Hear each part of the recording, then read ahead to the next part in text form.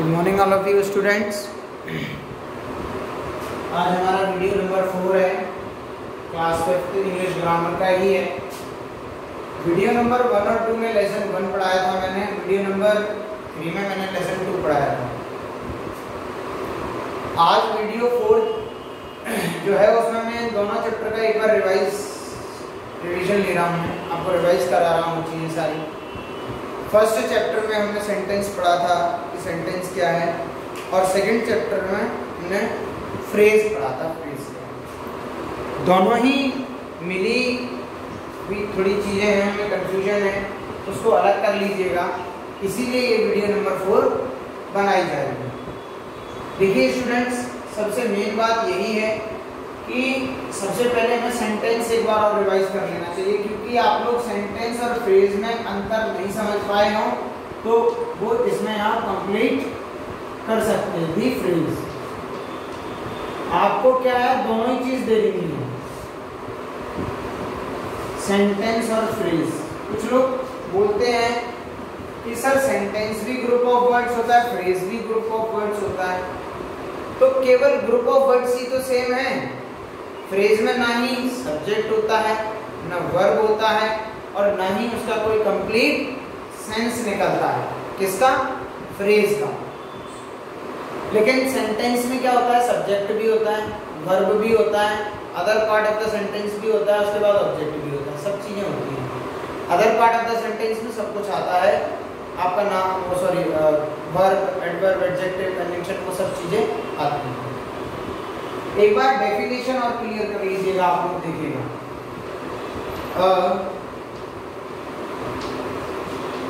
Group of words that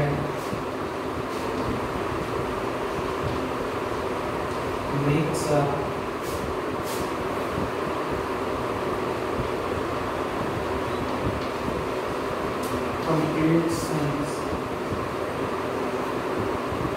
a complete sense, is known as sentence. A group of words that makes a complete sense, शब्दों का वह सार्थक समूह जो एक अर्थ को बयां करे उसे हम सेंटेंस कहते हैं। तो ये तो होगी सेंटेंस की डेफिनेशन स्टूडेंट्स। अब हम इसकी डेफिनेशन निकालेंगे फ्रेज की। देखिएगा,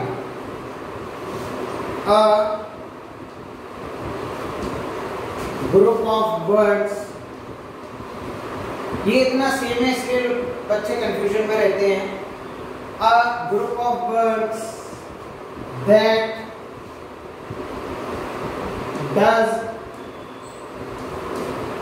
नॉट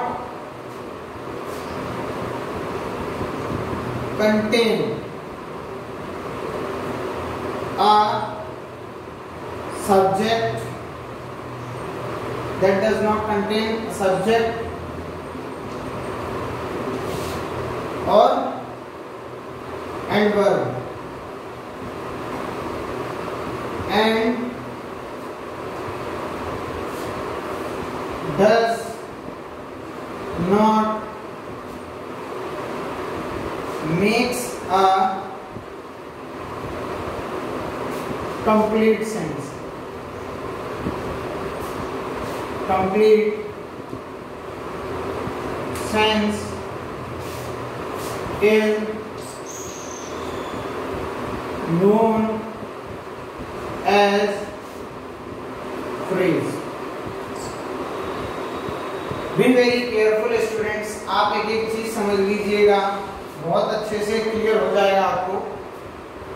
सेंटेंस वो होता है a group of words that makes a complete sense, शब्दों का वह समूह जो एक कंप्लीट सेंस को बयां करता है, उसे हम सेंटेंस कहते हैं।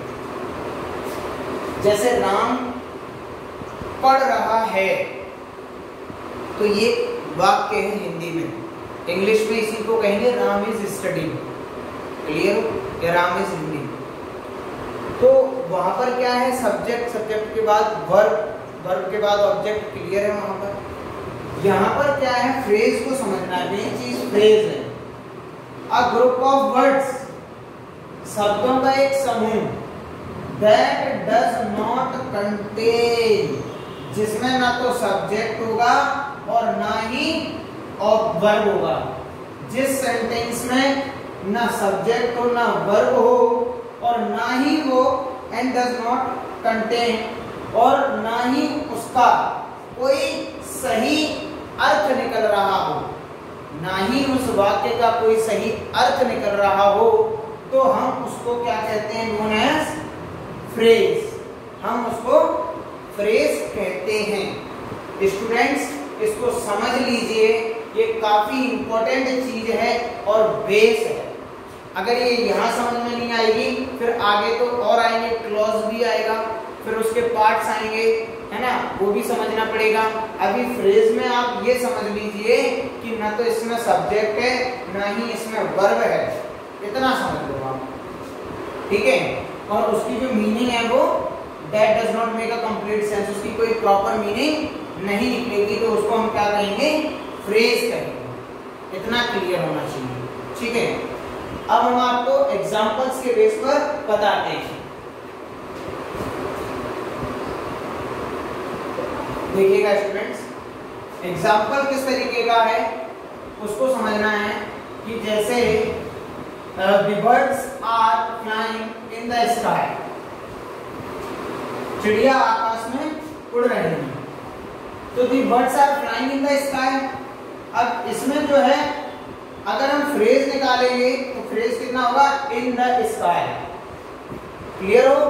ये समझना है हमको कि the birds are flying in the sky, तो इन द स्काई क्या है? यहाँ पर फ्रेज है। देखिएगा, सो देखिएगा स्टूडेंट्स, एग्जाम्पल देता हूं मैं। द birds are flying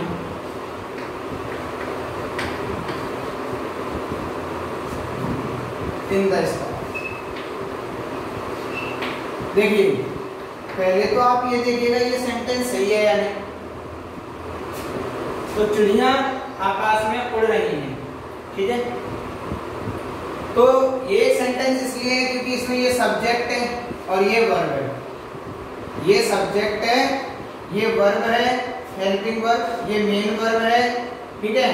ये प्रीपोजिशन है, ये द स्काई ऑब्जेक्ट है। सारी चीजें सही से इसमें प्रॉपर अरेंज की गई हैं। अब जैसे इसमें आपको मैं फ्रेज बताऊं तो फ्रेज क्या हो सकता है? केवल इसमें अगर लिखा जाए तो फ्रेज ये आ जाएगा इन दी स्काई, ये फ्रेज है क्योंकि, और ऐसे कर देंगे तो यहाँ पी आ जाएगा, पी मतलब फ्रेज, और इसके आगे ऐसे कर देंगे तो ये सेंटेंस एस। ये आपकी बुक की एक्सरसाइजेस में पूछा जाएगा, ठीक है, इसलिए बताया।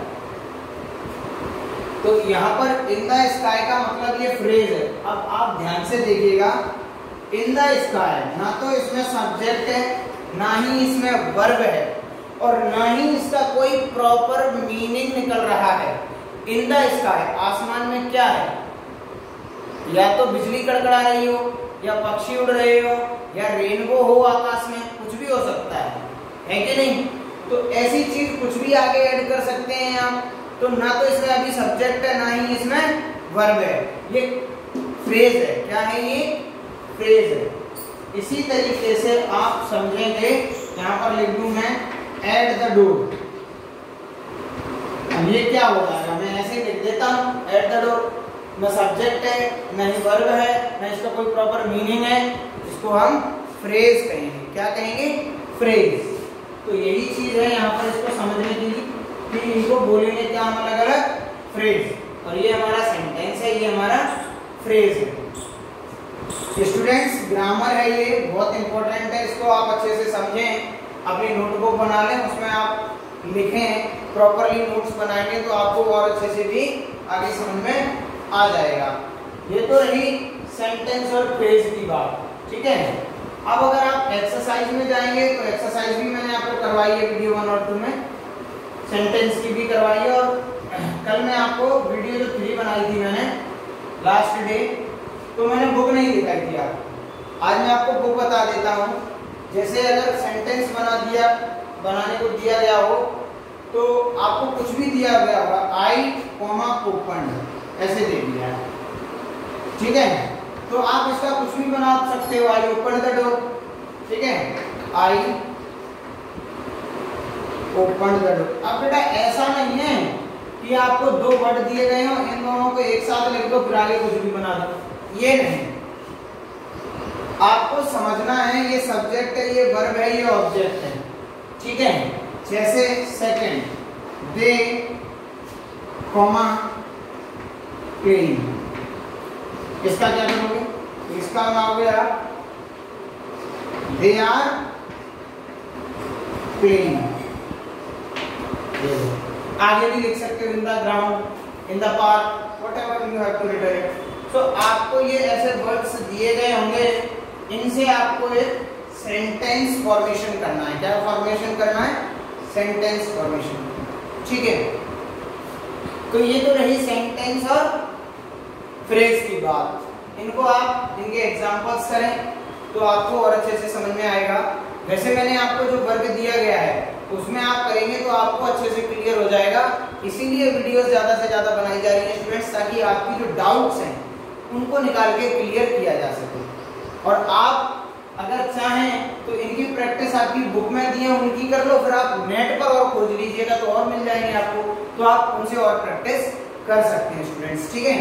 सो नाउ स्टूडेंट्स, अगर आप इसको अच्छे से करेंगे तो ये भी आपका पूरा क्लियर हो जाएगा।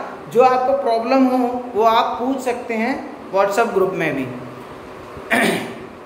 देखिए आगे, देखिए स्टूडेंट्स, ये हैं the sentence. When a group of words is arranged in proper order, जब हम ग्रुप ऑफ वर्ड्स जो दिए गए होंगे उन्हें हम प्रॉपर ऑर्डर में अरेंज करते हैं और उसका कंप्लीट सेंस निकलता है तो हम उसे सेंटेंस कहते हैं। और ये जो एग्जांपल्स दिए हैं ये आपको बोर्ड पर भी करवाने के बाद समझाए गए हैं, और नीचे जो डेफिनेशंस दिए हैं वो भी आपको बताई गई हैं। इसके बाद जो है नेक्स्ट वो ये हैं एक्सरसाइजेस। इनको और अच्छे से देख लीजिएगा आप लोग, क्योंकि रीअरेंज करना है। मेन चीज़ जो है वो आपको अरेंज करना आना चाहिए कि सेंटेंस को अरेंज कैसे किया जाता है। Does homework her she properly, तो इसको कैसे सही वर्क में किया गया, she does her homework properly, है ना। शी जो है वो सब्जेक्ट है और डज वर्ब है, और उसके आगे पूरा अकॉर्डिंग टू सेंटेंस आया गया है। Action man of is he is a man of action, है ना, ये सारे हैं। नीचे पंक्चुएशन किया गया है, इसमें कैपिटल लेटर, फुल स्टॉप कहाँ लगना चाहिए, और कैपिटल लेटर है जो वो बताया गया है उसमें कि कहाँ पर कैपिटल। हमेशा लेटर जो हमारा सेंटेंस है वो कैपिटल लेटर से स्टार्ट होता है और लास्ट में जाकर फुल स्टॉप पर एंड होता है। ये सारी चीज़ें हैं बेटा। सो इनको आप अच्छे से समझ लें और करें तो आपको बहुत अच्छे से समझ में आ जाएगा। इसके बाद ये हैं आपके काफ़ी अच्छे एग्जाम्पल्स दिए गए हैं, इनको आप और अच्छे से कर सकते हैं, है ना। ये भी वही है, I happy days those never forget shall.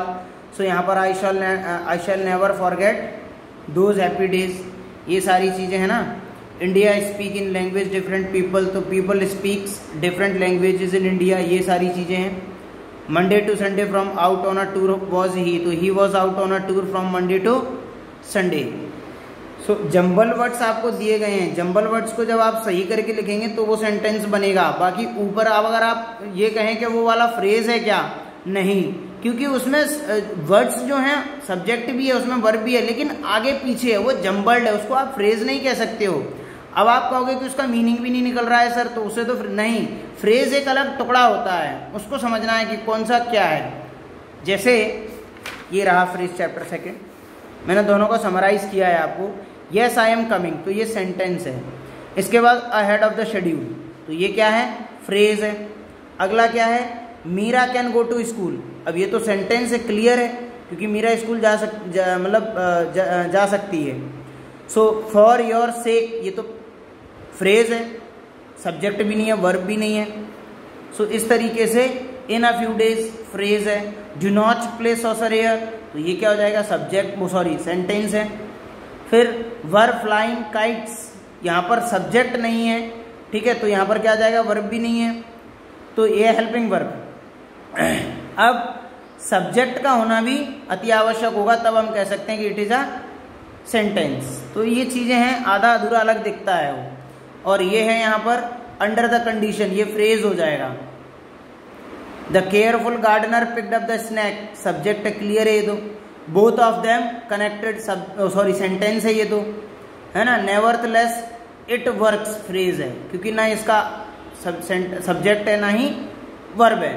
Another serious joke, ये भी फ्रेज है। ये सारी चीजें बेटा, make meaningful sentence with the help of words pair given below, ये इंपॉर्टेंट है ये सारे। सो ये आपको दिए गए होंगे, होमवर्क में भी दिए गए हैं, इनको और अच्छे से करें, इसमें से भी निकालें, और आप अलग से अपना जो है वो नेट से भी आप सर्च करके फाइंड आउट करके और एक्स्ट्रा एग्जांपल्स भी इसके कर सकते हैं। ओके स्टूडेंट्स, तो इसको अच्छे से करना है और समझना है, जो भी प्रॉब्लम हो आप उसे व्हाट्सएप पर पूछ सकते हैं। ठीक है स्टूडेंट्स, बाकी द फ्रेज भी कंप्लीट हो गया और सेंटेंस भी हमें बहुत अच्छे से समझ में आ चुका है। अब हम मेन का चैप्टर करेंगे नेक्स्ट वीडियो में। ठीक है स्टूडेंट्स, तब तक के लिए थैंक यू बेटा।